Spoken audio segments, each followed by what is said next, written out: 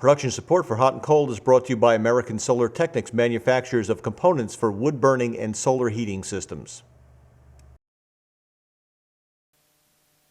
Hey, I'm Tom Gozzi. This week on Hot and Cold, we're wrapping up the kitchen project. We have some little things to do, and the little things will make the project. You'll get to see what the little things are in just a moment.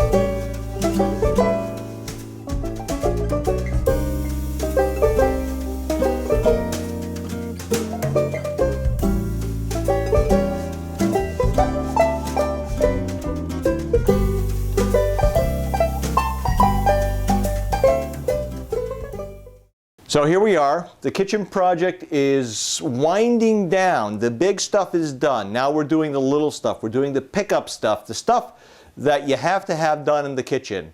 One of the things I did the other day is I built a soffit, and it's two pieces of molding, just one stacked on top of another. And to support the molding, I just took and I promised myself I would have some props for it, which of course I haven't done. It's just two pieces of wood, one piece this way, one piece this way. You can see the bottom piece here, just a big L-shaped piece that fills the gap, and then we nailed the molding to it, and that's all it is. There's a little bit of a dilemma with this, and that is the cabinets. Remember all the stuff I said about cabinets being level and plumb and all that?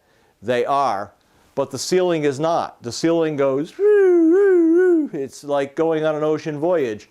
So I've pushed the molding up and down to accommodate it. One problem, Mr. Cameraman, I freak out the cameraman when I move around like this, but we make it. I had a little bit too big of a gap here.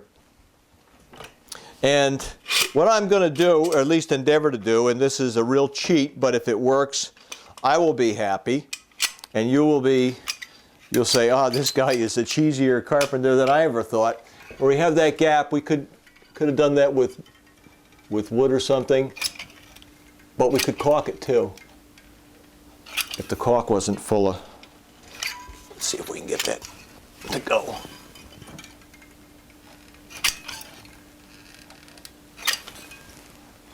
The caulk is plugged up, so let's cut back the nozzle a little bit. Godfrey.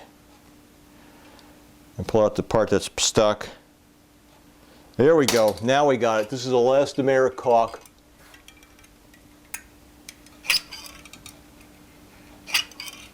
I'm just going to try to get a nice bead up there. And if I just left it like that, that would be pretty awesome, but I'm going to run my finger across it.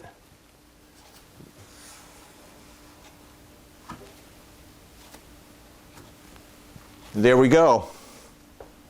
The secret of the trade. Carpenters all over Maine are going, oh, what's wrong with this guy? But that works well. And I've used this before, I use this for filling holes. So I just take a little bit, and where there's a nail hole right there, I can fill that. It is extremely critical, and I learned this the hard way, that you wipe all the excess off, because what happens with pine in particular is as it ages, it darkens. Most woods do. And if you leave a little bit of a smudge of caulk around the hole, which I've done it, it will stay the color of the caulk while the wood darkens. So it will not look right. But that'll blend, that little bit I did there is blending good, and that's better than having a dark mark there. So we're going to go ahead and do that. I think up here where it meets the ceiling, I'm going to use clear caulk. Because that does not show if I don't get it all off. And going perpendicular to the edge and center bead here, it really makes a difference having, it's easier to, you don't have to be quite as meticulous cleaning up, I guess is what I'm trying to say. And you know I'm not meticulous when I clean up.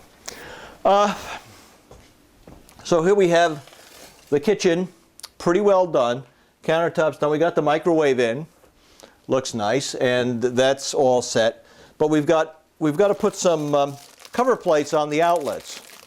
And what I have here is a cover plate that is slightly larger than the average cover plate, so it will hide anything that I might have missed, and if it doesn't, they make a larger one, so I can do that.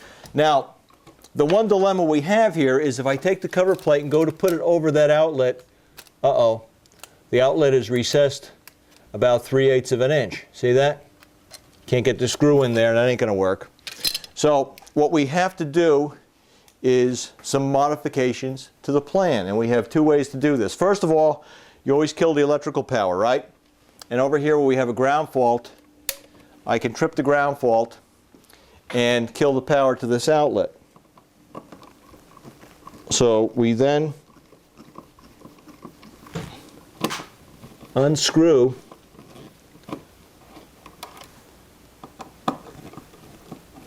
the outlet.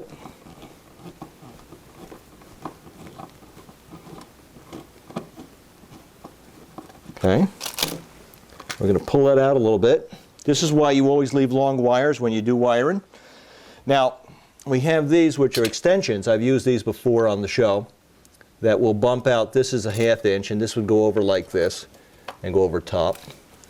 And we have a little bit of drywall on the way, but we could put that in there, and that's just about the right height. But I found something else that I kind of like. They're real easy to get off. And that's this.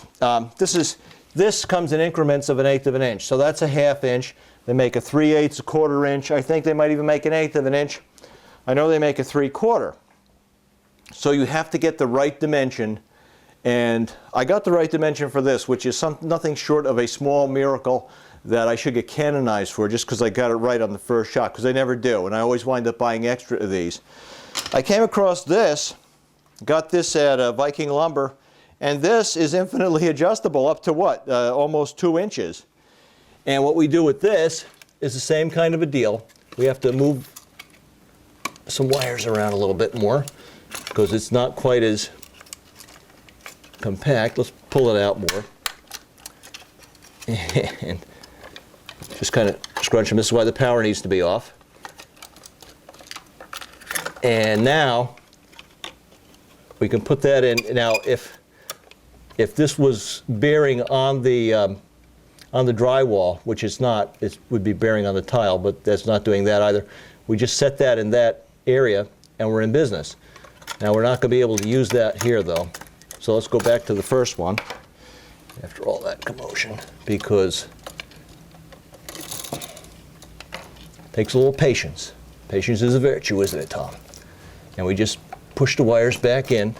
Now, one dilemma we have is these screws might not reach. Let's see if they're gonna grab.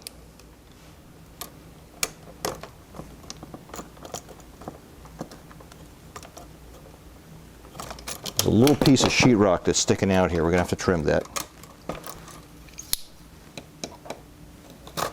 There we go. All right. Hey, this is good TV, isn't it? And what we need to do is just line that up and tighten up the screw. Yep, line it up and tighten up the screw. There we go. All right, well, I tell you what, while I tighten up the screw, I'm getting the high sign. We have to take a break already. When I come back, we will see how the cover plate looks. Oh, this is going to be incredible. Hey, we're back. And you thought I was going to be done, but we're not, because as I suspected, these screws are not quite long enough to grab with the extension. So what I do is I usually take a sheetrock screw, and that sheetrock screw's got about 3/8 on this socket screw, and I think that'll probably get us where we need to be. So let's just get this set up here, and we'll try the sheetrock screw and see how that works. Oh, that's like butter. And we've got another sheetrock screw for the bottom here.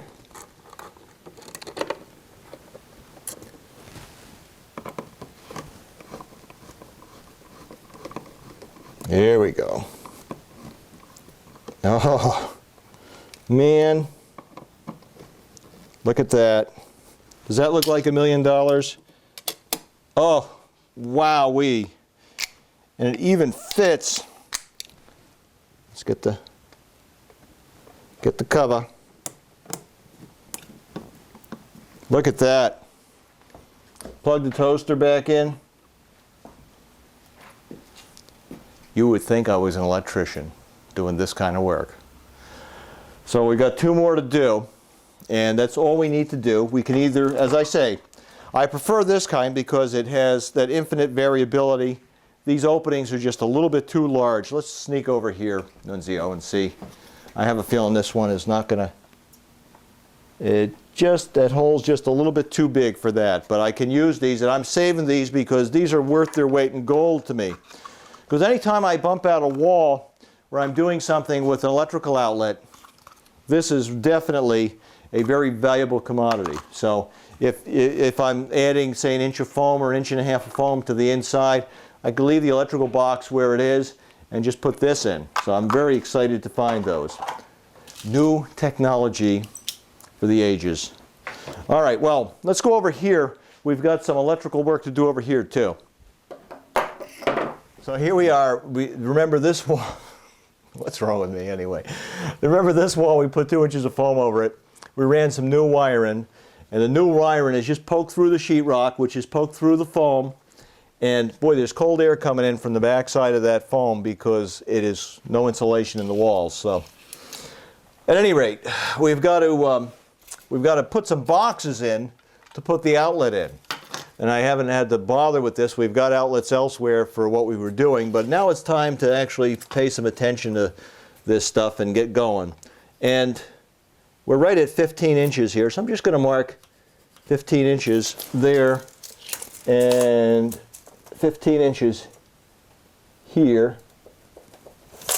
And what we're going to do is we're going to cut a box hole in and actually mount the electrical box. So we've got our little level, and we know this way we're going to be level, and this way we're going to be plumb. Yeah, right. Let's do that again. And it's really critical that you use a level for this kind of stuff. And this is called an old work box. Now the old work box normally is used for cutting a hole through a sheetrock wall and where you're running new wires. And when you go to put the box in, you cut a hole and you make the hole the size of this dimension, the sides here and the top. You pop it in the hole, and then you turn these screws. See, there's a screw here and a screw here. And when you turn the screw, look what happens.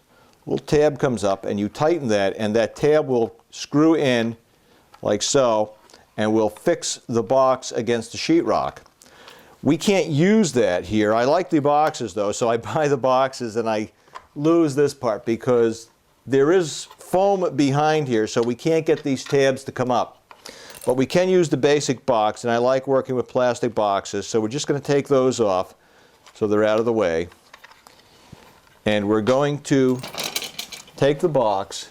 We've already marked the bottom here, so we're going to mark the top. Let's see, right about there, right about here. And we're going to go across this way. Like so. And then we've got the width of the box, which is right there. So mark that. And we'll come down thusly. And now we can cut that. And a couple different ways we can cut it. I'm going to use a keyhole saw very carefully. I see where the wire's coming up through, so I can go around the vicinity of the wire. And as long as I don't cut the wire, we're okay. That's not too hard to avoid this case. So we just go like so. A sheetrock saw would do the same thing.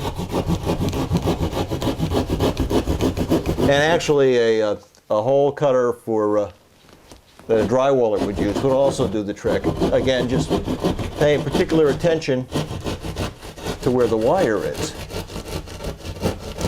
Okay, so we got 3 sides cut. We can pull most of the sheetrock off. I got my razor knife here. We'll cut the bottom very carefully, avoiding the sheetrock, the wire. That part just broke off, so let's get. All right. Now, it is inevitable, I find, when I do this, I always mess up the sheetrock. But that's a fact of life. Now, I'm going to carefully cut the foam around the wire here.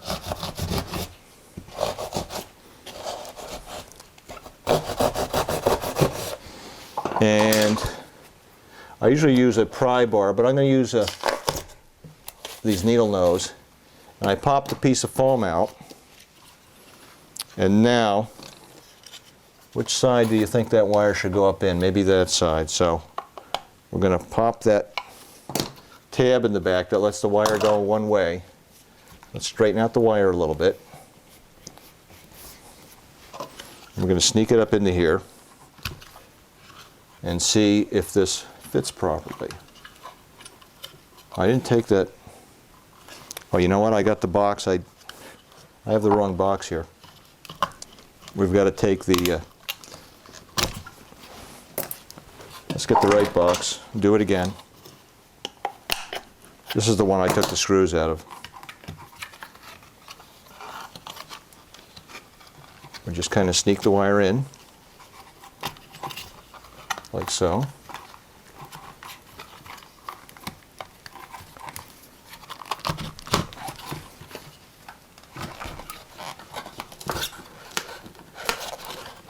And fit that into place. Well, we'll cinch up the wire.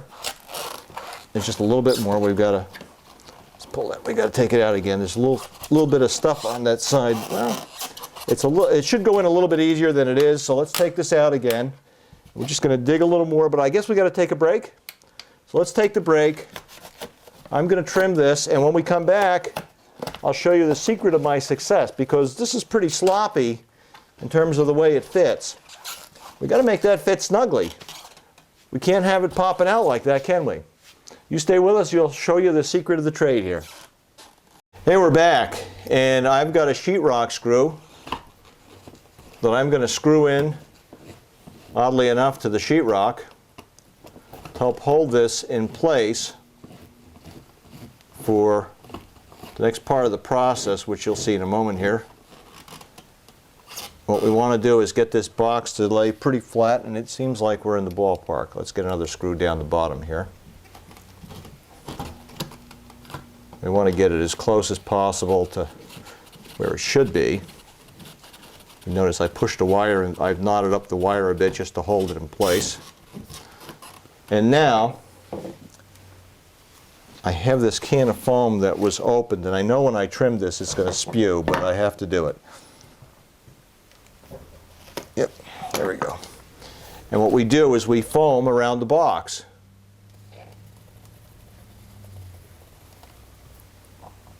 And we want to use triple expanding foam because we want to get in there like that. And two purposes here. One is, hear that filling back there? That's what we want. We want to go crazy with the foam, because the foam is going to make the outlet tight. Now, I took a lot of foam out of there, and we want to make sure that we make this opening as tight as possible. It's going to come out here in a minute. It's going to be oozing out because it's expanding. But that's what we want, because we want it airtight. We also want it to bond. And once that cures, which, let it cure overnight. There's no rush. We're not under the gun to get this done. But once that cures, that box ain't coming out. And I didn't use much foam to do it, and it's a done deal. And that will hold better than the little tabs that they have on the back here. And I do this with sheetrock walls too, because invariably I make the hole too big or something doesn't quite fit right. If I can get it at least to hold a little bit with the tabs sticking down like they are here, I'll foam around the box as an adhesive, not so much for stopping airflow, but as an adhesive, and it works perfectly. So there's a trick of the trade. Anyway, hey, I found the other, here's another one of those little spacers. That's the 1/4-inch one. I thought you'd want to see it. It's a spare. It's the wrong size. We've got another electrical project down the basement, and I think if we head down there, we could probably get something started. So here we are down in the basement. I got this big piece of plywood. I got the big piece of plywood for a reason. I'm trying to figure out where I want to mount our new electrical service. The current one is over there, as you recall, hanging off perpendicular in the middle of the room where you can bang your head on it. I want to put it against a wall somewhere, and I've got it either over here or over there, and I'm not quite sure where it's going to land yet. But in the meantime, while I'm trying to figure that out, which I don't think we're going to get done in this TV show because we're going to run out of time too quickly, I got a new load center here. Let's open it up, see what we have to play with. Being as we're playing with electrical stuff today, I've had this for about a month now, and I only got a 100 amp service because that's what we have. And I figured a 200 amp service is a little bit of overkill for a house this size. This will be the cover. Put that over there. This is the important part of the deal. It does come with some breakers. It comes with some 20 amp breakers. And this will be the actual load center. And being a 100 amp service, we have a 100 amp breaker. The main wires from the street, from your meter, come into here. And this comes in as 240 volts. So it's two branches of 120 volts each. So this breaker breaks each side, and we get 120 volts down this side and 120 volts down this side. And these individual breakers here will snap in like so onto this bar here. This is called a bus bar. And what this is a power bar. So the breaker, see, it's got a clip here. It clips onto this part of the bus bar like so. Okay? And then we turn it on and off. So that's 120 volts on that side. If we were doing another 120 volts, we could do it on this side, on the opposite side. And when you do a 240 volt appliance, you have two breakers that come hooked together like this, and they will go together. And the way these bus bars are set up, they alternate. So we'll get 240 volts out of a double breaker that would mount on one side. It's pretty straightforward stuff. The other things we have, let's put the breaker in here just so we have it as a point of reference. So we have a breaker in here. We're doing a circuit. We've got two rows of screws on either side. And you'll notice these are tied together by this bar. One side would be your ground lug. The other side would be your neutral. Your neutral is always grounded. It hooks in here. The ground would hook on here. And this is going to go to a stake in the ground. And if you have city water, it'll also hook onto your water line, which is also considered a ground. And that'll go out to, this will also go out to your, there's a ground wire that comes in from your meter box. So the neutral lead, which is the white, and the bare copper lead, which is the ground, hook onto these two. And those are tied together in your circuitry as well as in the box here. And then this also bonds to the box as well because the box is grounded. So that's pretty much the whole deal. We've got instructions that come with the panel. We've got some mounting hardware, and this is stuff people always lose. Look what it comes with. Do you have this on your house? All the labeling. We stick this on the panel after everything's put in, so we know where each breaker goes to. That's extremely critical. You know, if you go down to your fuse box, you don't know where all these breakers go to. It would be kind of a fun project to do on a cold winter day, to go and find out where they go and label all of them, because that would give you then the opportunity, if there's ever an emergency, God forbid the refrigerator catches on fire. It doesn't happen, but if it trips a breaker, you know what the breaker has tripped. Or if something, you know, you come downstairs and something's tripped, you know what it is because it has a label on it. It's very important. What we're going to do in the process of doing this is clean up the wiring so all the outlets for the kitchen are on one breaker, all the kitchen counter outlets are on their own breaker, the refrigerator has its own breaker, the living room, which is under here, has its own breaker, and it's much easier to deal with any issues we have, and it's much safer, and we know where everything goes. Right now, this house has a lot of wiring, all goes into 1 or 2 breakers over there, so we want to get that all organized a little bit better. Anyway, we'll get this mounted on this board. You notice I've got a lot of room on the board here for running wires. A lot of room is a good thing in this case. We got to go though, we're out of time, which gives me the opportunity to get this all hooked up for next week, and then we'll come back and we'll look at a little bit more about wiring and a bunch of other stuff. But if you have any questions, give us a call on the radio. We'll see you later. Production support for Hot and Cold is brought to you by American Solar Technics, manufacturers of components for wood burning and solar heating systems.